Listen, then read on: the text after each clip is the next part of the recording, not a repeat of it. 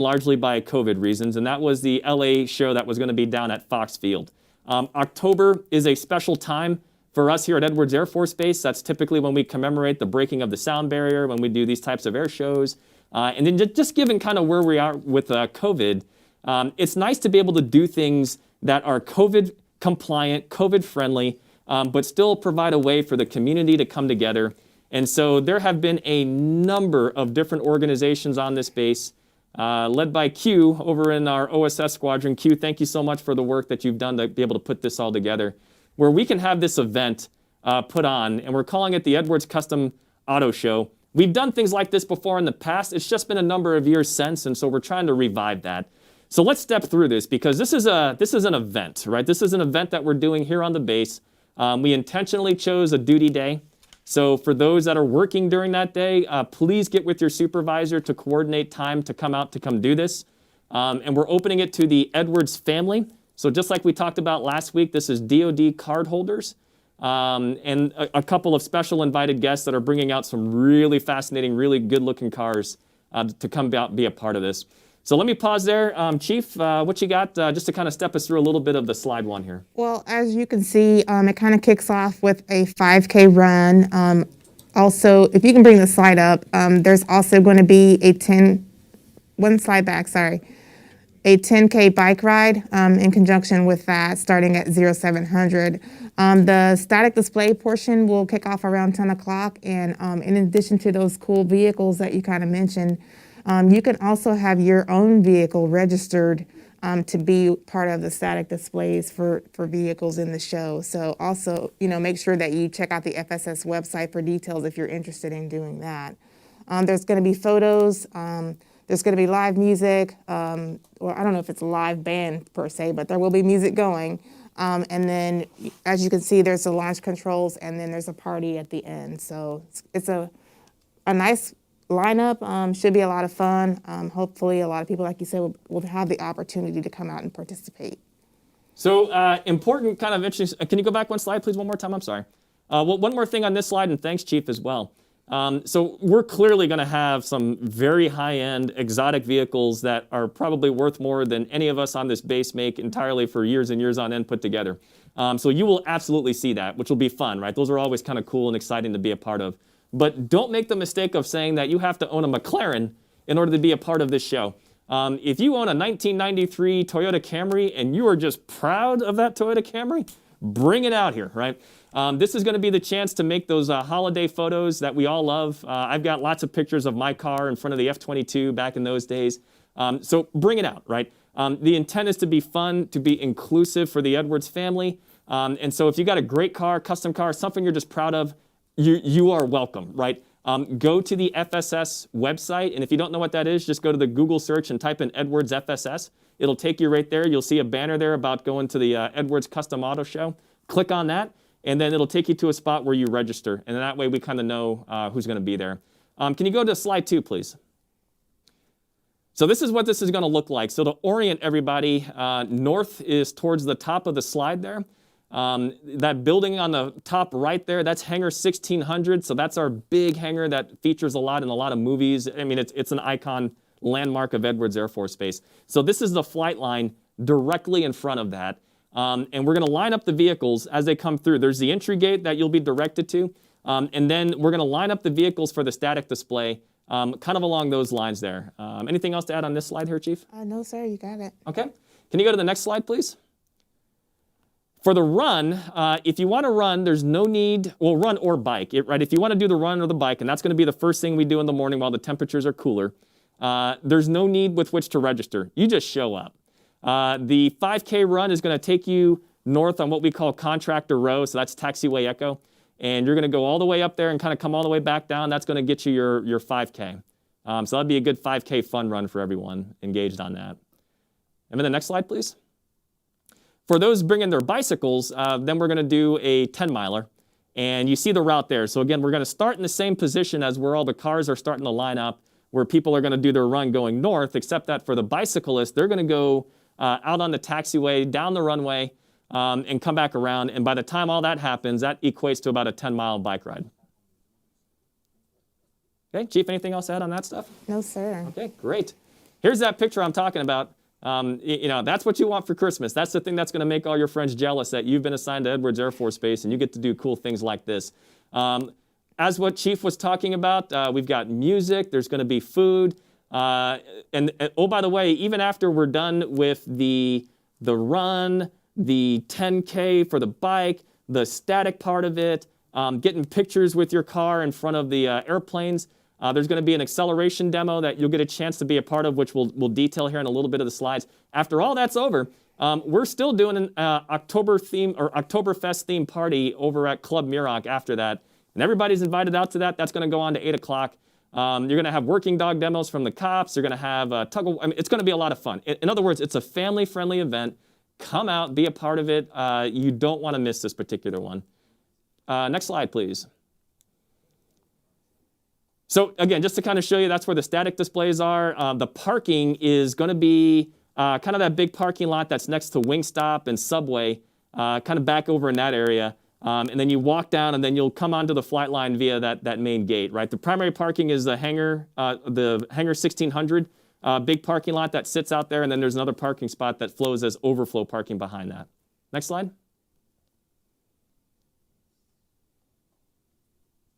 Okay, great. And then to kind of go over the acceleration demo, again, that's towards the end part of the day. So we'll do the static displays, then we'll take some photos, and then for the guys that want to come out to the runway, we've got it set up. We call it launch control. Another way of saying basically an acceleration demo. So you'll have the first about 900 feet or so of the runway with which to accelerate as best you can. And then after that, you come off the throttle, then you coast down probably about 65 miles an hour, no more than that, right? Just to get out to taxiway Bravo and then exit there. We'll also do for the car clubs that are showing up, like Ferrari clubs and those sorts of things. We'll do kind of like what you see with the F-16s in like Korea or anything else. We'll do a big elephant walk, which means we'll put them out on the runway, all lined up. We're going to have the support from Emerging Tech CTF with the small UAS drones to come by, get some good videos and good pictures that people can also use as well for their holiday season kind of cards. So all in all, it is going to be a fun event. The intent is to kind of bring back what makes Edwards so special and unique, and to bring back that sense of community. It's going to be a good time. So again, go to the FSS website, register there, so that way we know to expect you on the vehicle side. If you want to come run or you want to come bike, you just show up. No need to register beforehand for pre-register, and you get to do the run or you get to take your bicycle out on the runway. Should be a good time, right, for everybody. And then don't forget the Oktoberfest over at the club afterwards. So looking forward to seeing you all there. Chief, anything else to add for any of that stuff? No, sir. I think I may have misspoken. It's 10 miles, not a 10K. Right. So there is a difference there.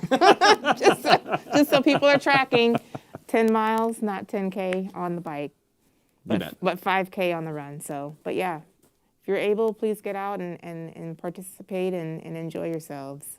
Cool. Either way, it's a lot of biking. It's good stuff. And it's on the runway, which is fun, right? So all good things. Okay, so what we want to do now is shift a little bit. And, as promised, we wanted to introduce the Tenant Bill of Rights that's just been released. This mainly applies for the folks who live in our housing areas.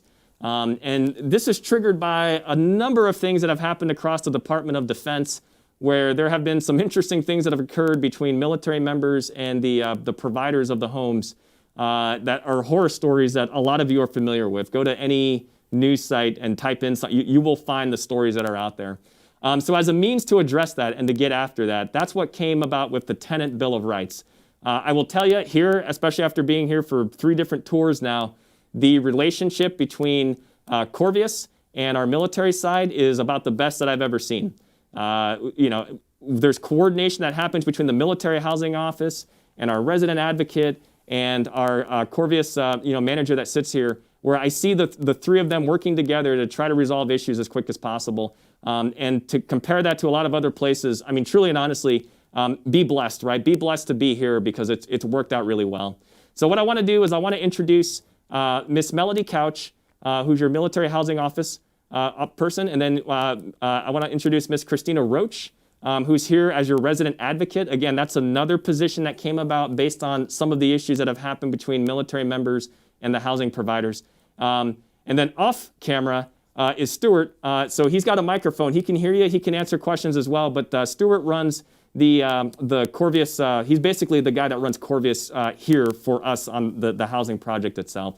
So I wanted to turn a little bit of time over to them so that they can kind of explain what's in that tenant bill of rights. What does that mean? And then we can take a couple questions while we still have them before we swap out with Colonel Westy. So Christina and Melody, welcome. And Stuart, welcome. Thank you. Thank you. Thank you, Colonel Gordon. As Colonel Gordon said, the Department of Defense has been working on the Tenant Bill of Rights. And we all probably know what brought this about. But what I want to point out is those of you who have been around for multiple tours and have lived at more than one base, while the privatized housing has done wonderful things for the housing, every project was different. So the rules that you learned at one base may not apply to the rules at another. And while we here at Edwards have a wonderful relationship, our residents may not know what's going on. So the Department of Defense set up this Tenant Bill of Rights, which will be nationwide, and everybody will have the same basic rights from project to project. And this started about 2 years ago and has just now, as of August, finalized. And it has basic things like your right to a safe and secure home, your right to reside in a house that has working appliances, utilities, and a well-maintained community.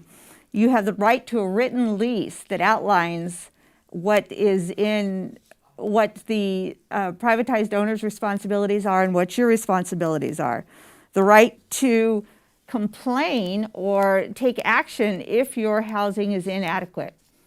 So most of those were already in place, but late in August, they put the final 4 in place, which included maintenance history. So now you can go to the maintenance office and you can request a 7-year maintenance history from Corvius.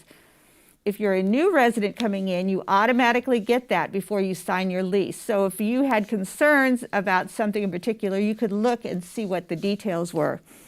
It's common documents. We're talking a universal lease. As we all know, when you go from base to base, leases are different. Now, this is not in place, but it is approved. So there will be a universal lease. However, there will be addendums that are state and project specific, but the basic wording will be the same for everybody. You now have the right to, if there's an issue with your home, there is now a way to do formal dispute resolution. You, of course, start with informal, but what if you were at a project and you had a house that maybe had mold in it and you could not live in that? So now there's a way to go all the way up, formally apply for a dispute resolution. The installation commander is the deciding officer, and that may even include a rent segregation. So what I don't want people to think is that they don't have to pay their rent because something's wrong. That's not the way it works. But if there's really something wrong with your house and you apply for this, go through the appropriate channels, the rent that you pay will be set aside for a certain amount of time. Once the case is resolved, and there is a time limit on it, the installation commander will decide whether you indeed were due to not pay, to get a refund on that rent, or if it still goes to the privatized owner that they have appropriately handled the case. Are there any questions? No? So this is for you. This is to help our residents. This is to help our military members take care of them. We want to make sure that everybody is suitably cared for in their military housing. We don't want to run into what happened a couple of years ago where there were homes in the Midwest or homes that had tornadoes or something and damaged, and people were trying to live in these and they were not suitable. We're just not going to let that happen to our military members, and this is your way around it. You now have rights, specific rights. We have the information at the housing office that we can give you. If you have any questions, please contact us, and we will love to give you the package and we'll love to discuss any of them with you. Sir? Okay, and Christina, anything else to add, or Stuart? No, I think she pretty much covered it. And I'll just add, this just adds another layer to the multiple avenues you have to solve a problem. That come talk to me as the leader for Corvius. You have Christina, you have Melody, Colonel Gordon, your commander, your shirt, your chief. Layers all across base care about what your housing experience is, and if you have a challenge, come talk to someone, and we'll get engaged and get it squared away. So really appreciate the opportunity to add on a little bit. You bet. And let me foot stomp that as well. One of the things I always say is there's no need to suffer in silence, right? This isn't Olympic sport about how terrible you think things are.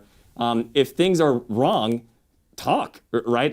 I've seen so many different things that people have asked about, and when they bring that up either to me or to Melody or to Christina or to Stuart, they get after it. They actually fix it, and things get better. So no need to suffer in silence on this. And the Tenant Bill of Rights, that was built, to Melody's point, to try to standardize the customer experience no matter where you might go, right? There are things in there that provide formal remedies for issues that you might have, but believe me when I tell you, the intent is never to let it get that far in the first place. If there's issues that can be resolved, talk, right? Bring it up with your leadership, bring it up with me, bring it up with your resident. I mean, that's why we have all these folks here. And I'm not kidding when I say that the relationship is very, very strong. They work effectively well as a team. They care. They want to make things right. And there have been multiple instances where I've seen them do that over the last year. Without any need for any formal intervention or legal action. They just did the right thing, for sake of the people that live here. It happens all the time. So let me pause there while we still have our housing team kind of with us in the studio. And I saw that there were a couple questions that came in. I can certainly answer that, but I wanted to see if any questions came in with respect to housing or with respect to the Tenant Bill of Rights before we move on. And Chief, do you see anything there? Or? Not on those topics, no, sir. Okay, got it. Okay, so let me answer a couple other questions while we see if any other questions come in with respect to the housing side. So going back to the Edwards Custom Auto Show, a couple questions came in on that. One was the idea of, hey, it's on a Friday. Can retirees be a part of this? The answer is yes. So we've signed a waiver, if you will, to allow the retirees to come on Friday to be able to participate in the Custom Auto Show if that's what they would like to go do. So same thing, go to FSS, register, be a part of this. Again, it's specific for that event and the events that are occurring on the base. So please don't abuse that. But if you want to be a part of all the different events that are happening on the base and it's Friday and you're a retiree, you are welcome, right? Please come out here and to be a part of that. Two, there was a question there about wearing masks outdoors if you're running or if you're biking. Those are outdoor events. Again, we structured this to be by default COVID friendly. There's a greater risk of you passing out, especially if you're doing 10 miles or whatever, or 10K. And so for that reason, no, you don't need to wear it unless you want to, but we're not going to enforce that here because, again, it's outdoors.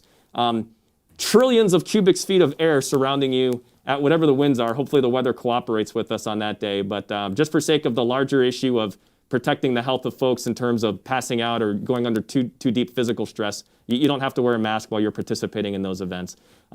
While you're walking around, as good practice, and the thing you should do is that if we find ourselves clustered where we can't maintain that distance and you're just standing around and it's kind of stagnant, yeah, put your mask on there. That kind of makes sense. And that's what we've been doing on Edwards Air Force Base for forever.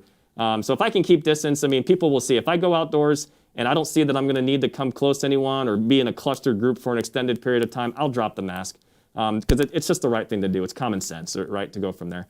There was a couple other questions that came in as well, Chief or Becca, if you got some. Go ahead, please. We have one. Is there a plan to have brick walls put into backyards for the Mountain View homes? Got it. Okay, so this is a housing one. This is about brick walls for Mountain View. Go ahead. So the answer to that is yes. It's one of the projects that's under consideration for reinvestment. So we're in the process of doing a couple of things. The first is we write our budgets annually, which I'm starting to write that now, and it goes to the Air Force for approval.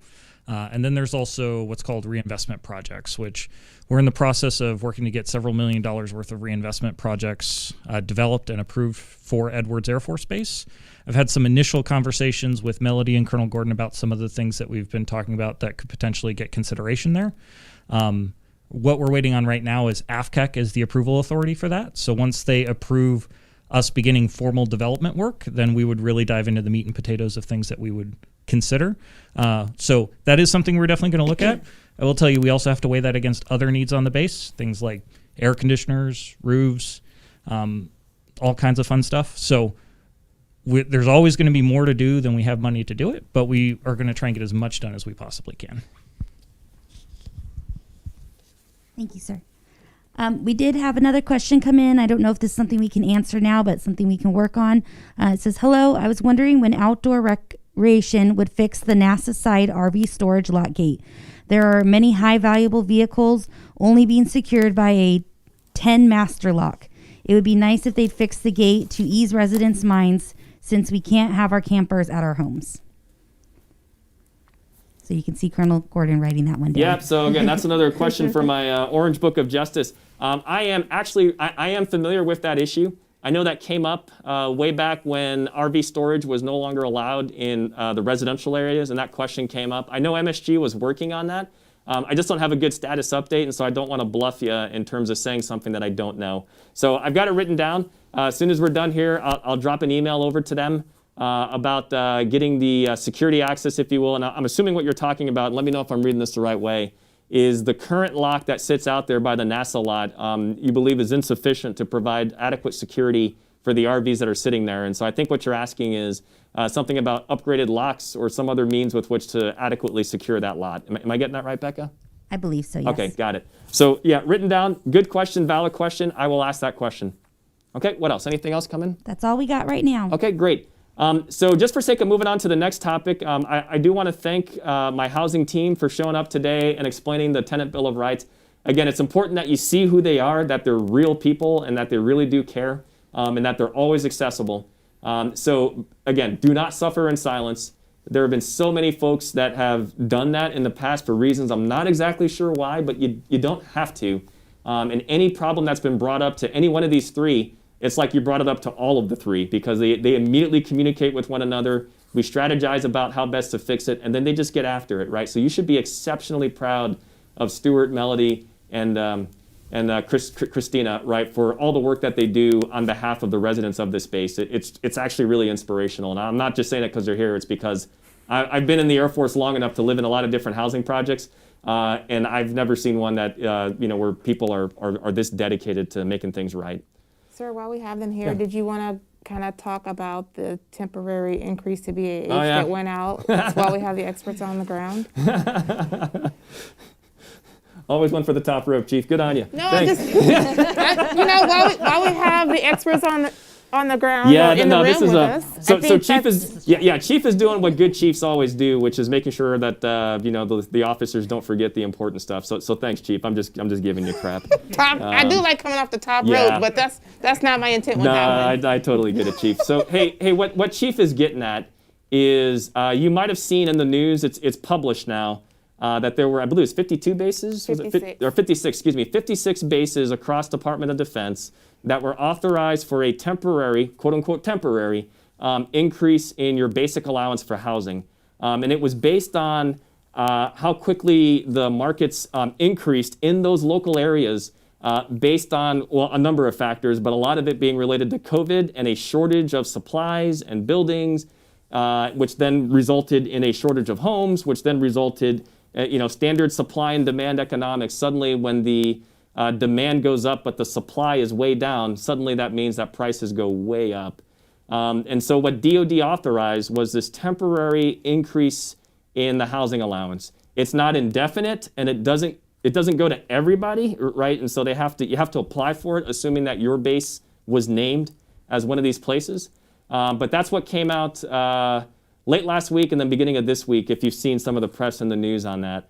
I am sorry to say that at least at this point, Edwards was not on that list. And that is a fact that bewilders all of us.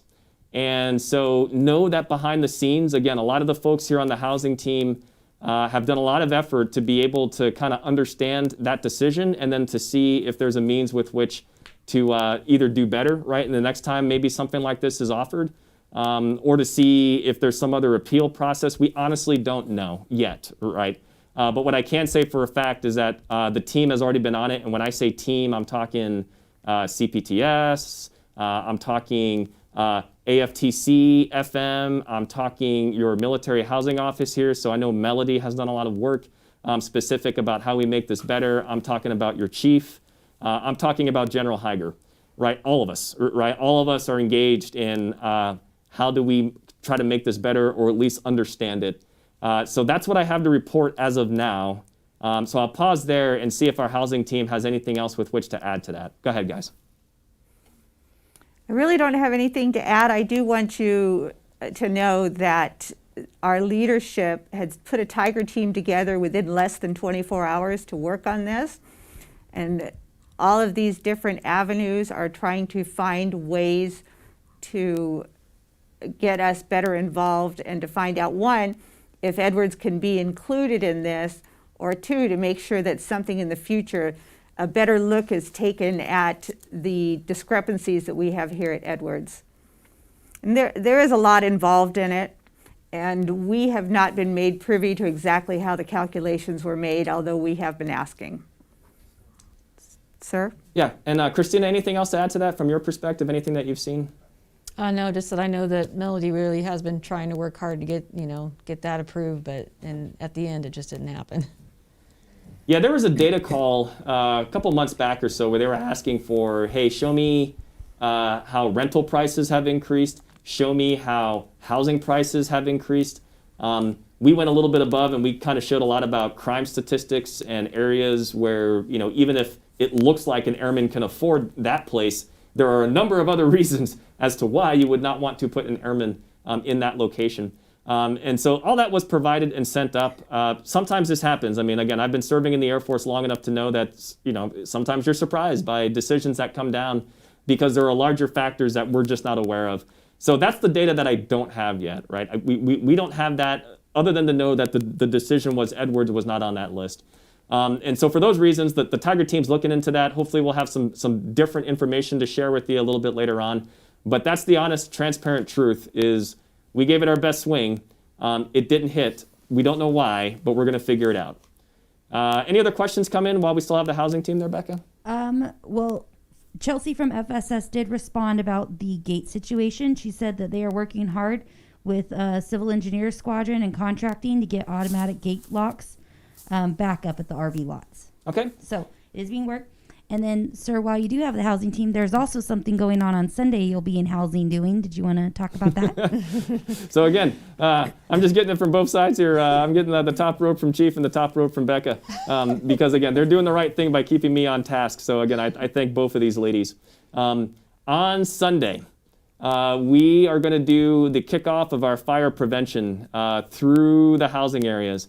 That's going to be on Sunday. What's the kickoff time again for that there? It's in the afternoon. I'd have to double check. So I know we were to be in place at 10 o'clock, but we can get details out about the start time. So the kids will get a special appearance from Sparky, our fire prevention dog. They're going to get to see all the fire trucks rolling through the neighborhood. There's candy, and then we're going to distribute some good information, about fire prevention. The reason this becomes a big deal, quite frankly, is we're getting to the season now where things start getting a lot colder. People spend a lot of time indoors, and so that means, furnaces come back on, increase, if you will, of risk hazards there. Fire pits. Yeah, fire pit. Yeah, the whole 9 yards, right? Because all that happens between now, October, November, December, all the way through. So this is just a nice way to be able to kick that off, to have some fun with it, to teach the kids something special that will protect them, protect your home. And it is amazingly fun. This will be the second year that I've done that. My wife has been up on the float with me, Miss Tiffany, and it's just been a lot of fun driving through the neighborhoods and getting the chance to hand out some candy and to have a good time and for folks to get some pictures with Sparky. So all good stuff. And Becca, thanks for reminding me on that as well. So that'll be Sunday. And believe me, if you forget, you will hear us. You will hear us. Yeah, you will have no question as to what's going on when you see a big parade of fire trucks rolling through your neighborhood with the sirens on and lights on. And big wads of candy all over your yard because we just threw them all over there. So good stuff. Okay, ladies, am I forgetting anything else? Because I'm sure I am. Okay, go ahead. I just wanted to let you know that for the information, I was contacted by one of the fire chiefs, and there's flyers and all the information are posted out on Facebook on the Resident Advocate page, the Edwards Families page, and the Edwards Friends page. Nice. Rock on. And to FSS, again, thanks for leaning into that as well. And give me a call or send me a quick text if you need help with that in terms of getting a better gate and a better system up there for security of the RVs. But thanks for watching the podcast here, or the telecast, and being able to lean into that so we get real-time answers for our guys. Incidentally, the same thing happened last week when someone brought up the idea that our flags outside of the Air Force Test Center were not properly lit at night. And civil engineering, they were listening to that, they saw that, they went out, they inspected it, turned out there was an electrical fault, they fixed that, reset it, so now it's lit, right? So again, this is the whole reason why we do these town halls, if you will, every week, right? Just to provide direct access to leadership so that as a community we can make ourselves better. Because unfortunately there's no dashboard, sitting in our offices that tells us the status of the base. The only way that we know that is if people tell us. So again, thanks for that comment, and then thanks again for FSS for leaning in about the gate for RV storage. So with that, I did want to excuse our housing team and thank them again for coming out here on a Friday, and then we'll swap out real quick with Colonel Westy, and we'll talk a little bit about some other topics health-related for COVID. While that is swapping out, a couple things I wanted to kind of get out there. One is, we were on the edge of a potential government shutdown for today. Luckily, the bill, or at least a continuing resolution, was passed. Know that there were a number of folks behind the scenes that were working really hard to be able to have a good transition plan rolled out in the event that we needed to go into government shutdown, and how we were going to properly do that for the base. So again, I want to thank the 06 leadership, the senior civilian leaders as well for weighing in this. I want to thank Civilian Personnel Office for helping us out with that as well. Thanks, Michelle. I want to thank Mr. Osborne and our 412 Top 5 for leaning into this as well. So it was a whole team of folks that were working behind the scenes between CPTS and FM and Civilian Personnel Office and all of the leadership of the group, whether or not they're uniformed military or not, to be able to roll out this plan. We had everything queued up, and we were right on the edge at 2 o'clock in the afternoon yesterday when we got the good news that we had a continuing resolution and we could go through. So we didn't need to use it this time, but that doesn't mean that people didn't care and they weren't working hard to be able to transition that. And so I'd be remiss if we didn't thank them, and General Higer thanks you as well. So thanks for leaning in and being a part of that. So that's part one I wanted to get out. The next one is broadly, and it's just to kind of transition here a little bit to Highlander, Colonel Westy, which is to say at this stage, the broad overview of kind of where we're at is we, in DOD, right, Department of Defense, we still do not have overarching implementation guidance of how to proceed with respect to our civilians. So again, we expect that. We can appreciate the complexity that's behind that. And so I know a lot of people are awaiting that guidance. I don't have it to give as of yet. So stand by. We still are in the position of highly encouraging civilians to go get the vaccine, because we know that implementation guidance is coming. And I'm sad to say, truly sad, that there have been a number of Edwards teammates that have, over the past couple months, have passed away from COVID. And so it's a real thing, right? And so we need people to take it seriously. And any moment that you delay is just more time that you're exposing yourself to risk from this. And it's not a hypothetical. I mean, this has impacted the lives of many people on this base over the past couple of months. And so we don't want to see that happen anymore to anyone else, because it is absolutely gut-wrenching to actually see that happen to somebody.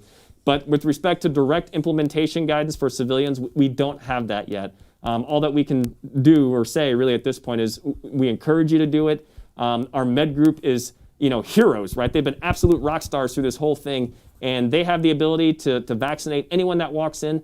They've moved from the Airmen and Family Readiness Center. They moved that back up the street to the med group campus. So if you want to get your shot, please go up there and they can take care of you there. So that's the big overarching thing in terms of where we have.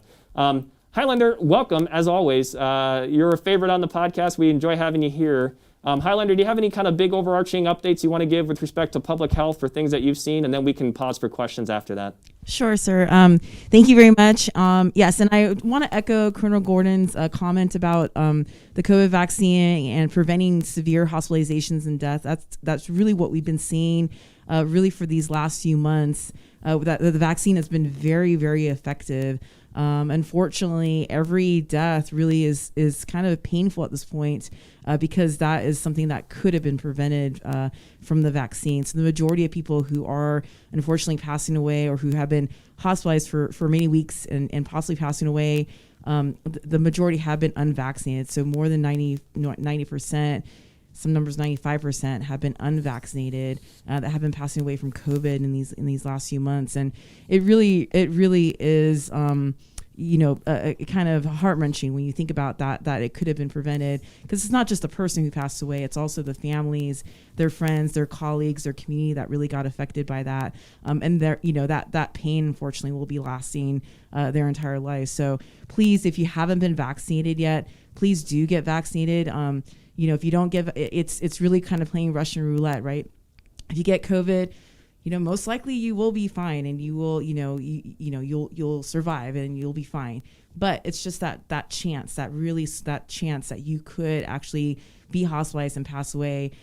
We have been seeing younger people passing away from COVID, and we have been seeing younger people being hospitalized from it, and that really is unfortunate. It's not the elderly population that is really passing away. It's really a lot of the younger ones. I just saw in the news that the majority of people who are getting COVID are under 40, especially now, because that's the majority of the population that's not vaccinated. So if you're not vaccinated, you really do run the risk of getting COVID and having some severe outcomes from it. So please, do something for yourself. Get protected. Know the risks of not being vaccinated at this point, but please know that the vaccine is very, very safe. It's extremely effective. We have had people who have undergone chemotherapy and who had gotten the vaccine and they survived. And then people who did not get the vaccine were very healthy, young, and did not survive. So the vaccine is really, really effective. So please do yourself that favor and get that vaccine started. It is FDA approved. Again, the Pfizer vaccine, Comirnaty, is FDA approved for 16 and older. So it is an FDA approved vaccine at this point, and it is very safe, very effective. Some news about Pfizer specifically is that if you are fully vaccinated and you got your first 2 doses, you may be eligible for a booster dose. So for those who are 65 and older, the CDC did make a recommendation that those 65 and older should get a booster dose 6 months from when they were fully vaccinated. And if you're 50 and older with some underlying medical conditions, you should also get a booster dose.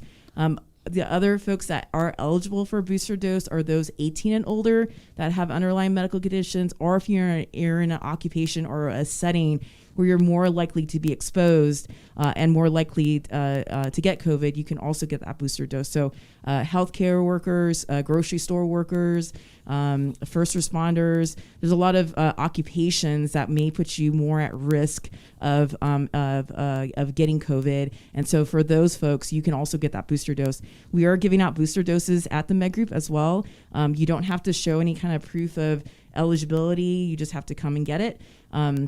So please, if you do need your booster dose from Pfizer, it's been 6 months since your second dose, please come and get it. As a reminder, anyone who's immunocompromised, you should get a booster. You should get a third dose for Pfizer or Moderna if you're immunocompromised 28 days from your last dose. So for folks who are immunocompetent, but you may be at more risk for COVID, it's 6 months for a booster dose. If you're immunocompromised, you would need your third dose, at 28 days after your second dose. So hopefully that helps people understand the vaccine. There is more news about vaccine possibly coming down for children.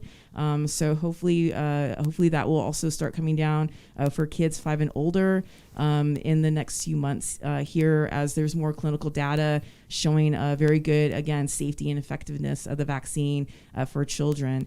So hopefully that will be coming down soon for us, because we are seeing a lot of kids unfortunately get COVID. With kids being in school right now and sports teams, we've been seeing different clusters. Like the volleyball team had a cluster. We've seen football teams have clusters. So there's been a lot of kids who have been getting COVID. A lot of classes, even on base, have been quarantined because of kids getting COVID in those classes. So we have been seeing a lot of children, unfortunately, get COVID, and it has affected, obviously, the people around them and adults. Kids can transmit COVID just as easily as adults can, and kids can get COVID just as easily as adults can. And there is unfortunately sometimes some long-term outcomes from getting COVID. So very excited for that news once it gets authorized for children as well.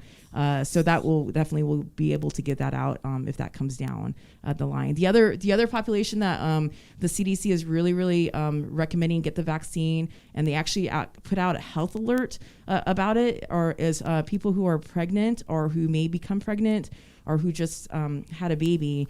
That population, only 31% of that population is actually vaccinated. So the majority of pregnant women are not vaccinated, which is very unfortunate because they have been seeing an increase in deaths from COVID for pregnant women. And they've also seen an increase in preterm labor, some stillbirths, and also babies ending up in the NICU after birth because they've gotten exposed to COVID and had needed to be in the ICU afterwards. So there is some adverse outcomes if you do get COVID while pregnant. Pregnancy is a high-risk medical condition that has complications if you do get COVID during pregnancy. So we are really encouraging that if you are pregnant to get the vaccine. Many of the pretty much all of the academic organizations, medical organizations involving OB or maternal medicine, fetal medicine, they have all encouraged and advocated for the vaccine, that it is very safe in pregnancy. So please do get the vaccine if you're pregnant to protect yourself and also your baby. So it is a really important thing to do, a really good thing to do to protect yourself and protect your baby as well.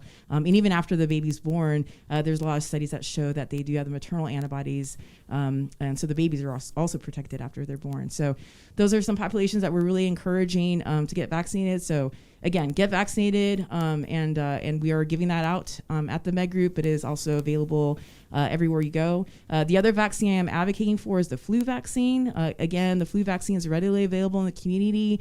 All of that is free of charge. Again, this may be a bad flu year, so we are really trying to advocate for the flu vaccine and to get it done and get it done early. If you do get vaccines off base, if you want to just bring it over to the multipurpose room in the Med Group where we're giving out the COVID vaccine, the flu vaccine, you can get those vaccines transcribed into the medical record. And so it'll be there for you. So please let me know if you have any questions. But we're here for you and for any kind of questions that people may have. A reminder: we still have the testing center. So if you are feeling sick and you want to get tested for COVID, you can come on down and get tested. Obviously stay home if you're still sick. But those are some of the services that we're still offering at the Med Group. Cool. Thanks, Highlander. I appreciate that. Just two other things to add. One, I'm getting the flu shot this weekend with the family, and then I'm going to take those records up to the Med Group so that they can get put into records like Highlander was talking. And while I'm there, I'm also going to request a digital shot record for COVID for my family and myself, because increasingly what you're noticing out in the private sector is the need, right, to show proof of vaccination. And quite frankly, my original card is getting a little bit old and a little bit ratty at this point. So we can do that for you as well, so that you have your digital proof of vaccination, and the folks up at Med Group can help out with that as well. Okay, let's save the rest of the time for questions. Either Chief or Becca, what questions do you have, or people are bringing in? We have one that says, I was wondering how I can best support my troop who has put a religious exemption in for the vaccine. Will the exemptions prevent them from being forced separated? Got it. So the question is along religious exemptions. So broadly, right, because every case is going to be a bit different. But the short answer is, you always have the right for a sincerely held belief, right, to find a way with which that you can manage your service in the Air Force, the needs that the Air Force has of the individual, and then the needs that the individual has to be able to continue service but honor their faith. That process is extremely rigorous. It starts with you identifying that to your supervisor. It starts also with an interview with the chaplain team. Your commander or supervisor is engaged on that. There's a board that convenes to be able to make recommendations, but ultimately the approval authority for that is held at the general bunch level. So that is held at the MAGCOM 4-star commander level to be able to adjudicate that, to be able to approve that through. That process by default is not fast. It is designed to be very deliberate and to be able to see if there's any way with which to achieve accommodation for the member along the way, right? And to be able to have a good exchange and good consultations going back and forth. While that is ongoing, I think, honestly, the best way you can support your troop is what we do for each other as airmen and wingmen all the time anyway. I've been adamant from the beginning of this thing that this isn't an us versus them thing. It's all of us versus COVID, period. So in that scenario, if you've got a troop that has a sincerely held belief, if they haven't begun that process, they need to. Because it takes a while. But while they're through that process, again, the vaccine, or excuse me, the virus itself, it doesn't care about your religious beliefs. It doesn't care about, so I mean, there's still potential risk and exposure for that troop. So if you need to be able to adjust things in order to be able to protect them from the virus that's going around, do that, right? And there's lots of things that we all have done already to be able to protect folks. In the old days, the folks who could not get vaccinated, right, to be able to keep them safe. So I say keep doing that as well. And encourage them if they haven't submitted one, they need to because time's running out. And as they go through that process, be a good wingman for them in the way that we always are for our team, always. Chief, go ahead. I would just like to add in there, I've been in some dialogue with command chiefs and others about whether or not the religious exemption will prevent forced separation. And one of the things that continues to come up is readiness, worldwide deployable, those factors. If you're not able to deploy, COVID aside, there's going to be a board to determine after 12 months whether or not you should continue to serve. So if COVID is preventing you from being deployable, that will essentially put you in that category. So I just think that when we're talking readiness, that is something to keep in the back of our minds. I don't know if that has come up in the medical community and if that's been already addressed, but I don't think that I've seen where it's black and white as to whether or not you're going to be in that category of non-deployable, which will essentially put you at risk for what we're talking about. Mm-hmm. Ma'am, do you have anything to add on that particular piece? I don't have anything specific. I know nothing's come down as of yet, but I do. I know there are some countries that do require a vaccine. So Kuwait, if you are going to deploy to Kuwait, my understanding is that you do need to be fully vaccinated to deploy. So if you aren't, they are going to have to find someone else for that spot. And I think there is some guidance that will be coming out if you're not fully vaccinated by December 15th. There may be some other things that may need to happen, but those are just some things I was hearing about yesterday. So there may be more guidance coming through later on this year. So more to follow on. I mean, it's kind of hard to. It's a little early to say whether or not if a religious exemption will essentially keep you from being forced separated, in my opinion. You bet. And so, just to kind of reemphasize what Chief's getting at and what Colonel Westy's getting at, many, many factors go into this. I've seen so many things on social media that immediately go to well, if you don't get the vaccine, you're done, right? Toast, immediate, no, it doesn't work that way. It's never worked that way. That is a very deliberative process in terms of what happens, next steps. Each case is handled on a case-by-case-by-case basis, and it is very, very deliberative, period. The special court-martial authority for that, right, in the memo is held at the General Higer level, right? I mean, it's that level of emphasis to make sure that we're putting the right level of supervision, oversight on top of this to be able to handle each case in the way that it needs to appropriately go. So none of them are easy. Not a single one of them are easy. They're all handled individually. But again, to get to the original question about how to support your troop, be a good wingman, right, as always. Thanks. Okay, what other questions we got? We just received one that says, I was told by the drive-up testing on base that I could not be tested if I had been positive for COVID in the last 90 days due to viral shedding. Many places are requiring negative test results for access without proof of vaccination. Why can't we test on base less than 90 days after having COVID? Okay, so that's a good question, and it's not that you can't get tested. It's more just understanding that if you do get tested, there's a very real possibility that you will still remain detected or positive. So we have had people who have had to come back to get testing. So we've had people come in from Korea or some other countries that came back to see family here, ended up getting COVID while they were here. And so they needed that not detected or negative test result to be able to go back to home station. And we've had to test them like every week basically to basically find out, okay, is this the week that you're gonna like stop that viral shedding? So it's more of just understanding that that's the reason that we don't recommend testing unless there's actual need. So if there is an actual need, like you are requiring it for travel or for some other issue, if you just talk to the technicians at the testing center, you should be able to get that test, or you can also go through your primary care doctor for them to order it. So it's just having that understanding, because sometimes people have come to get tested just to come get tested because they thought they had to come get tested again after having COVID, and you've had to call and tell them, hey, you're still positive. So there's no real reason to have gotten tested. So, but if there's an actual need, like you need some sort of proof, just understand that you may need to come back several times for that test result to end up being a not detected, because you can still shed virus for up to 90 days. Yeah, that's a good point, Highlander. Thanks. Right. So it's testing for sake of putting a check in the box, right, versus testing to actually get data that is realistic based on what your actual health condition is. So it's a technical limitation, right, if I'm getting that correct. We can test all we want, but the real question you're trying to get at is, are you actually detectable or not detectable with respect to the COVID virus? So got it. Okay, what other questions have come in? We had another one about the high school.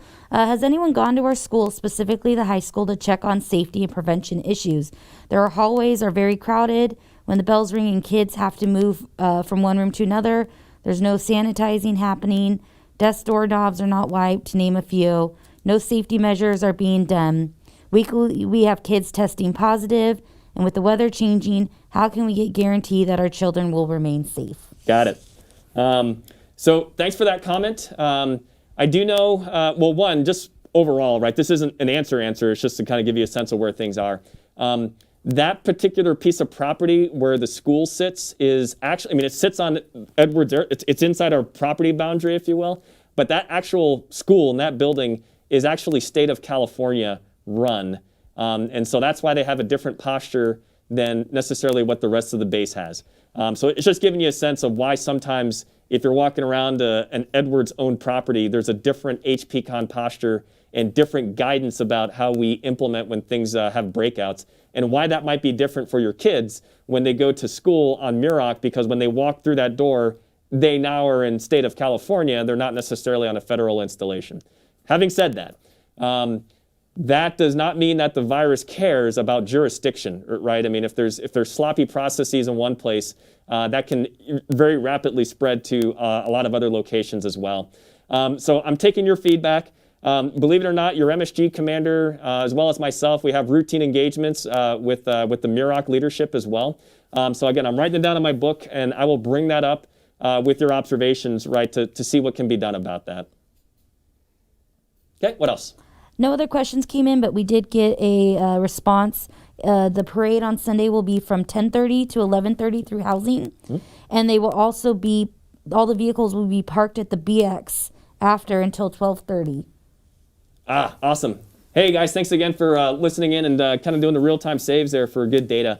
Again, getting the photos afterwards, that was a lot of fun as well, right? And again, down in the BX parking lot, all the trucks pulled up, you get to get some good photos with our firemen and women, and it's just a lot of fun. That whole event is probably one of the best kept secrets of the fun time at Edwards Air Force Base. Believe me, your kids will love it, right? They'll love it seeing all these fire trucks running around, and they're going to love the candy. So it's good stuff. Thanks again for the phone in for some good data, so that way we got the right information out.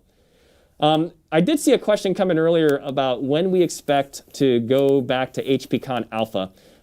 This is just my opinion, just kind of watching the data and watching how things kind of go. My sense is that we cannot even entertain HPCon Alpha until we get past probably 3 very important dates, right? The first date is for our active duty people that need to be fully vaccinated by 2 November. So I track the numbers. I mean, I got a really good team of folks that are tracking this all the time between Med Group and the various different groups. I can report that our numbers are looking exceptionally good there in terms of where the active duty is sitting. So I'm pretty confident that we're going to make it. If you're one of the very, very few that did not get the Pfizer vaccine by this point, you're going to be too late to be able to make that 2 November timeline. And so you're going to have to go another route other than Pfizer, because it will just take too long. So the only other option out there for you to be able to get it in that short a period of time is the Johnson & Johnson vaccine. And then Highlander can steer me if there's other alternatives, but that's what I'm tracking at least. So that's the first date, 2 November for the active military. The next most important date is going to be 2 December, and that's for our population, not nearly as large, but still very important, of the guardsmen, the reservists that work on Edwards Air Force Base. And again, I see those numbers as well. I'm pretty confident that we're going to make that. And I think we'll be in good shape for that as well. The third date is eventually when we get our civilian implementation guidance, which incidentally, for a place like Edwards Air Force Base, typically the civilians outnumber the military somewhere about 5 or 6 to 1, depending on how you count the numbers. So in a certain sense, even if all of our military, uniformed military, are vaccinated, that doesn't really tell you all that much about the installation, because so many folks between government, civilian, or contractor are, that's a part that's not really seen when we say our active duty are fully vaccinated. That date will be incorporated in the implementation guidance that we have yet to receive. And until that date passes, that would be, like, to me, that is a major milestone for the installation, because then we can realistically look and go, the biggest population on this base has been vaccinated. I think only in that spot, when we can look at the numbers and say, hey, we're getting herd immunity, I can realistically look at my population and say, I know where everybody's at, and we can get a good assessment of that risk. Then I think we could be in a position to talk about HPCon Alpha. And that's just the reality of it. I know that's not going to make a lot of people happy. And as Randy Gordon, the individual, I would love to just kind of go back to the way things were. But as Colonel Gordon, Vice Wing installation, that is the correct decision for the health and safety of the entire base and the population. Because we also, we'll see. Colonel Highlander, Westy brought up the fact that, the vaccines will hopefully very soon be approved for younger and younger populations. That is another population on this base that we have to look at and make sure that we're doing everything we can from the safety and health standpoint to protect that as well, and whoever they might spread it to as well. So for all those reasons, my estimation is we are a long, long way off from HPCon Alpha, and that's just how I see it. Highlander or Chief, anything else to add on that? No, sir. No, sir, I agree with you. Okay. Absolutely. So yeah, that's where we are, right? The point of the town hall is to be as transparent and as open as we can, set expectations the way they need to be set, and that's just how that's just me personally seeing it. Again, I've never seen anything professional come down saying this is HPCon Alpha, but I think realistically, if you're in the position of General Higer, that's the only safe answer that you could possibly bring, which is tell me the status of my entire population, and then we'll have a discussion about HPCon Alpha. What else?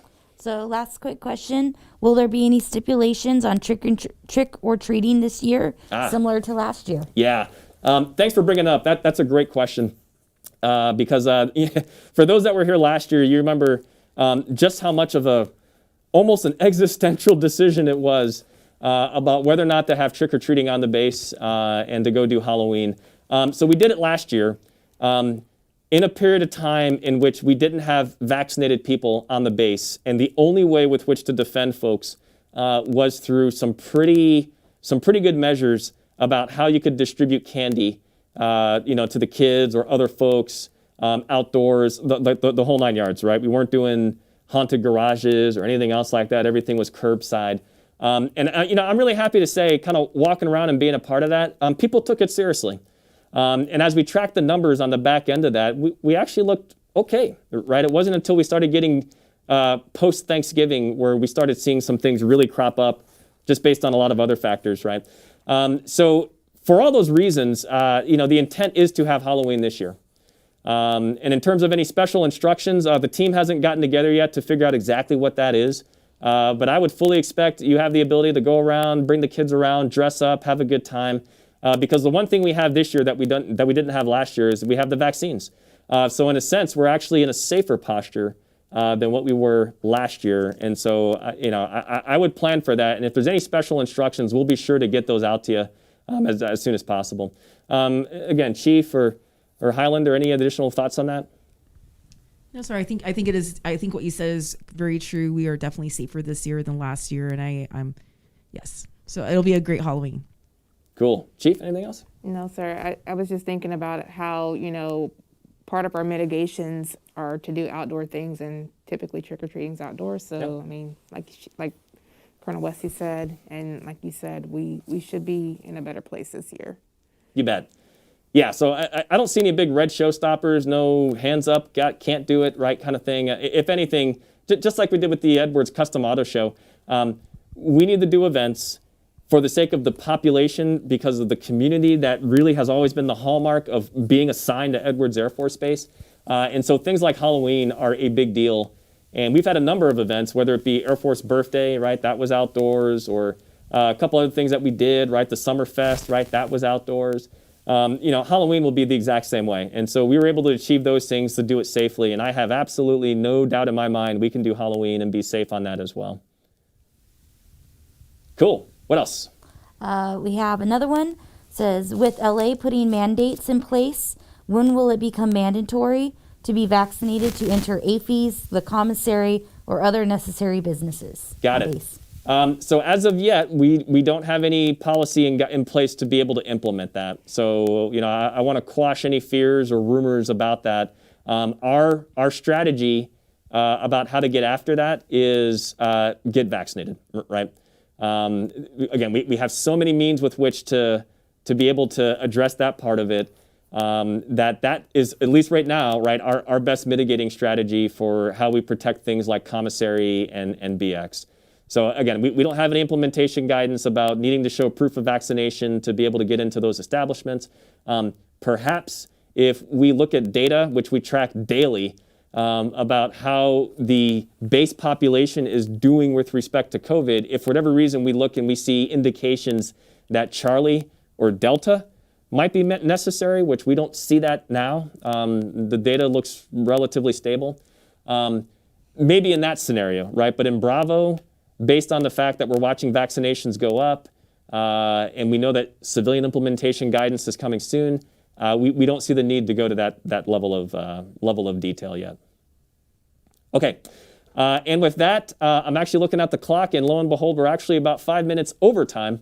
So I'm going to go ahead and knock it off there, just for sake of time for everyone in the PA studio that puts this on for us, and for all the people that are here so that they can start their weekends. As always, again, it is the honor and privilege of my life to be the vice wing here and to be a part of this community now for the third time. Edwards is the home, if you will, for myself and Tiffany and young Marcus there. So we always feel like this is a special place that we want to do everything we can to make better. Again, love to see you come out this Sunday for the